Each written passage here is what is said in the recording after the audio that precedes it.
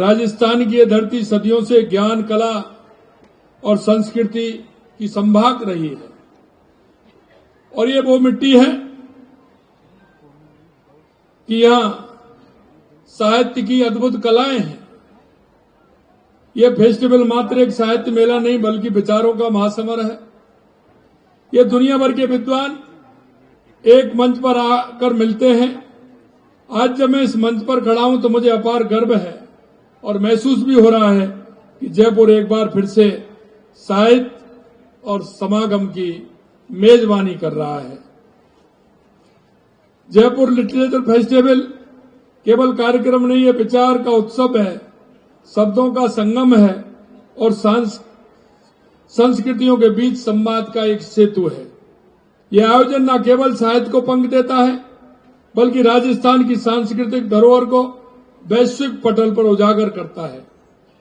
हर साल यह आयोजन नई ऊंचाइयों को छूता है, नए आयाम स्थापित करता है और साहित्य की दुनिया में नए मानक गढ़ता है।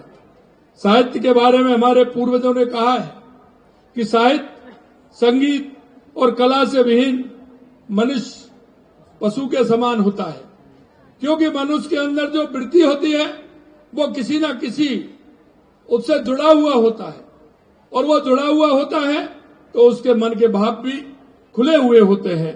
साहित्य मनुष्य की संवेदनाओं से जोड़ता है, साहित्य मनुष्य को करुणा से जोड़ता है, साहित्य मनुष्य को विनम्र बनाता है, साहित्य मनुष्य को चिंतनशील बनाता है। इसलिए आप ध्यान से देखिए तो हमारे पूर्वजों ने ज्ञान, विज्ञान, अनुसंधान, जन कल्याण के ग्रंथ, श्लोक लिखे हैं। उन्होंने ज्ञान को साहित्य के द्वारा लोगों तक पहुंचाया है, उसे लोकप्रिय बनाया है, उसे जन जन को बनाया, उसे जनप्रिय बनाया। मित्रों, व्यक्ति को अनुभूति जब होती है वो तीन प्रकार से होती है। या तो वो देख करके होती है, या वो सुन करके होती है, या वो पढ़ करके होती है।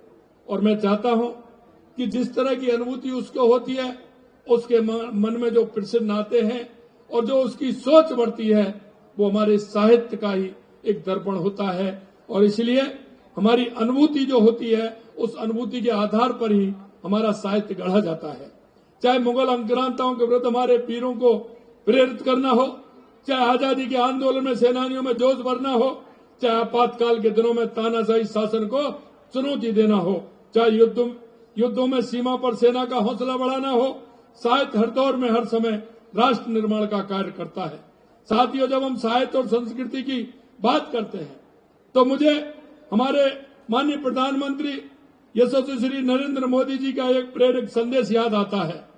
उन्होंने कहा कि कहीं भी आप कार्यक्रम में जाते हो, गुलदस्ता नहीं, पुस्तक भेंट करनी चाहिए, पुस्तक भेंट करनी चाहिए। वो हमारे साहित्य का दर्पण है। यह केवल एक वाक्य नहीं है, यह एक दृष्टि है, एक सांस्कृतिक क्रांति का आह्वान है। गुलदस्ता कुछ दिनों में मुरझाता आता है, लेकिन पुस्तक पीढ़ियों तक ज्ञान का प्रकाश फैलाती है। इसलिए हमें पुस्तक भेंट करनी चाहिए। प्रधानमंत्री जी का यह कथन उनके गहन साहित्यिक प्रेम को दर्शाता है। किताब केवल पढ़ी नहीं जाती बल्कि जीवन को समझने का एक नया दृष्टिकोण देती है। साथियों, राजस्थान केवल किलों और महलों की भूमि नहीं है, यह साहित्य, संगीत और कला की यह पुण्य भूमि है जहां सदियों से रचनात्मकता का दीपक जलता आया है। आमेर के किले से लेकर हवा महल तक हर पत्थर की कहानी अलग है। और राजस्थान ये वीर भूमि है, ये शक्ति की भूमि है, ये भक्ति की भूमि है, ये महाराणा प्रताप की भूमि है, महाराजा सूरजमल की भूमि है, ये त्याग की प्रमूर्ति पन्नाधाय की भूमि में है, भक्ति की भूमि मीराबाई की भूमि है और पर्यावरण को अपने आप को समाप्त करने देने वाली मां, हमारी मां की भूमि है जिसने अपनी बेटियों सहित अपने आप को समर्पित कर दिया। आमेर पृथ्वीराज रासो, जिसे हिंदी का पहला काव्य कहा जाता है, राजस्थान की रासो परंपरा वीर गाथात्मक संस्कृति का अद्वितीय उदाहरण है। मीरा की भक्ति से भरे भजन आज भी करोड़ों हृदयों को स्पर्श करते हैं। विजय दान देथा, कन्हैयालाल सेठिया, कोमल कोठारी, ये महान विभूतियां राजस्थान की साहित्य और संस्कृति की चेतना की मसाल है। हमारे यहाँ ढोला मारू की प्रेम कहानियां और लोक गीतों में जीवन के रंग हैं। साहित्य हमारी रंगों में बहता है, हमारी लोक गाथाओं में जीता है। जब जयपुर जैसी सांस्कृतिक नगरी में इतना बड़ा साहित्य सम्मेलन होता है तो यह परंपरा और आधुनिकता का अनूठा संगम बन जाता है। राजस्थान और जयपुर के लिए आयोजन साहित्य के नए रंगों से रूबरू होने का अवसर प्रदान करती है। देश विदेश से आए लेखक अपनी रचनाओं और अपनी विचारों में हमें परिचित करवाते हैं। देश विदेश से आए लेखक अपनी कलम की धार से हमें सोचने को वरी कहते हैं। ये हमारे युवाओं के लिए एक अद्भुत अवसर है। हमारे विद्यार्थी, हमारे युवा लेखक देश विदेश के बड़े साहित्यकारों से सीधे संवाद करते हैं। मैं उन विचारों से रूबरू होते जो दुनिया को आकार दे रहे हैं। ये अनुभव किसी भी कक्षा की शिक्षा से कहीं अधिक मूल्यवान है, क्योंकि कुछ अनुभव ऐसे होते हैं जो जीवन के अंत तक भी हमको सीखने की प्रेरणा देते हैं। क्योंकि कोई भी पूर्ण नहीं है। अगर साहित्य के क्षेत्र में, कथा के क्षेत्र में किसी में अगर कोई अपने आप को पूर्ण मानता है, आज की डेट में कोई भी पूर्ण नहीं है। कहीं ना कहीं हर उम्र उनको सीखने के लिए प्रेरित करती है और हमारा साहित्य हमेशा वो सिखाने की प्रेरणा देता है। यह आयोजन जयपुर को वैश्विक मानचित्र पर एक बौद्धिक राजधानी के रूप में स्थापित करता है। इससे जयपुर केवल पर्यटन स्थल नहीं रह जाता, ये विचारों का केंद्र बन जाता है। और राजस्थान को अगर आप देखेंगे, पर्यटन की दृष्टि से भी देखेंगे, सांस्कृतिक विरासत की दृष्टि से देखेंगे, सांस्कृतिक पुनरुत्थान की दृष्टि से देखेंगे, तो ये अपने आप में अलग है। राजस्थान में वो सब कुछ है जो दुनिया के लोग देखना चाहते हैं। राजस्थान अद्भुत प्रदेश है जहां आप जो देखना चाहते हैं वो आपको मिलेगा। यहाँ के बड़े बड़े किले, बड़े बड़े महल आपको देखने को मिलेंगे। यहाँ की हवेलियां आपको देखने को मिलेंगी। यहाँ आपको डेजर्ट भी मिलेगा। तो आपको डेजर्ट के साथ साथ हमारी झीलें भी आपको मिलेंगी। राजस्थान के अंदर झीलें भी बहुत प्यारी प्यारी हैं। यहाँ आपको अभ्यारण्य भी मिलेंगे। तो यहाँ आपको बर्ड सेंचुरी भी मिलेगी। यहाँ आपको अगर देखेंगे तो अगर मैं धार्मिक टूरिस्ट की बात करूं तो आपको हर 40 किलोमीटर पर कोई ना कोई ऐतिहासिक धार्मिक टूरिस्ट भी आपको मिलेगा। ये वो पैलेस हैं जो कहीं भी जाते हैं, किसी प्रदेश में जाते हैं, किसी देश में जाते हैं तो एक दो देख करके आ जाते हैं। राजस्थान में आएगा तो एक टिकट में 4-4, 5-5, 6-6 फिल्म देखते हैं। ये राजस्थान की धरा इस तरह की धरा है। साहित्य में शक्ति और सीमाओं को मिटा देते हैं, भाषाओं को जोड़ देता है। फेस्टिवल में सिखाता है कि साहित्य की सीमा परे है। ये राजस्थान की रेत को विश्व महासमर से जोड़ता है। और मैं आपके माध्यम से मैं स्वागत करना चाहता हूं राजस्थान के प्रवासी भाइयों को, जिन्होंने देश और दुनिया में राजस्थान की मिट्टी की खुशबू को और अपनी संस्कृति को महकाने का काम किया है।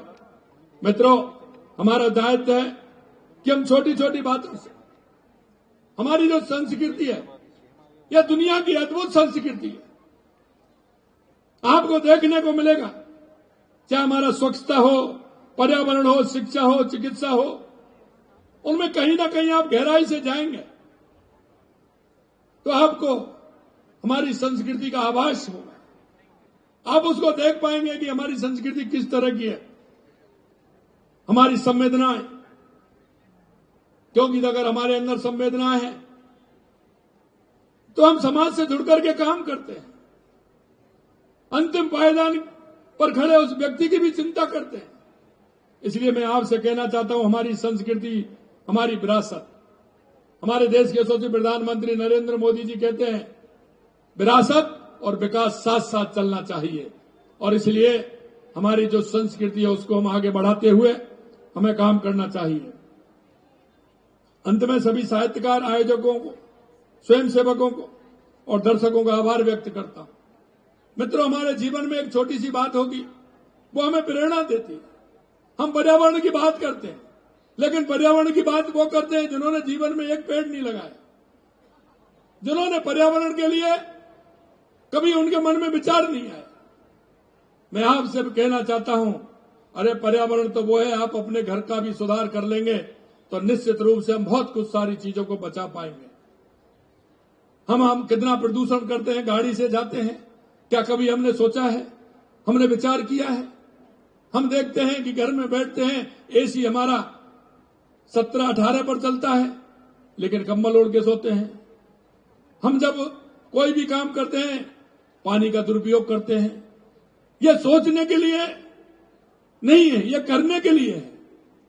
और हमारी संस्कृति को आपने देखा है, हमारे पूर्वजों ने पहाड़ों को भी पूजा है, नदियों को भी पूजा है, पेड़ों को भी पूजा है, क्योंकि वो हम संस्कृति और पर्यावरण के भाग हैं। इसलिए हम नदियों को भी पूजते हैं, पहाड़ों को भी पूजते हैं और वृक्षों को भी पूजते हैं। मेरे भाई और बहनों, इस पूरी विरासत को हमें बचाना है, पूरे विश्व को अगर हमें संदेश देना है, क्योंकि यह यहां की समस्या नहीं है, यह पूरी दुनिया की समस्या है। अगर उस समस्या से निजात पाना है तो हमारी संस्कृति से जो हमारे को ज्ञान देती है कि हमारे पहाड़, हमारी नदियां, हमारे पेड़ जो हमारे पूजनीय हैं, उनका हम सम्मान करें और हमारे पर्यावरण को बचाने का काम करें। मैं निश्चित रूप से आप सभी से इतना ही कहना चाहता हूं, आप सभी का अभिनंदन करता हूं, स्वागत करता हूं। अगले 5 दिनों तक विचारों का महासमर बनने वाला है। मेरा आप सभी से अनुरोध है कि इस अवसर का पूरा लाभ उठाएं, चर्चाओं में भाग लें, प्रश्न पूछें, नई किताब खरीदें, लेखकों से मिलें, साहित्य को जीवन का हिस्सा बनाएं। अगर इस तरह की साहित्य योजना नई पीढ़ी में ऊर्जा भर रही है।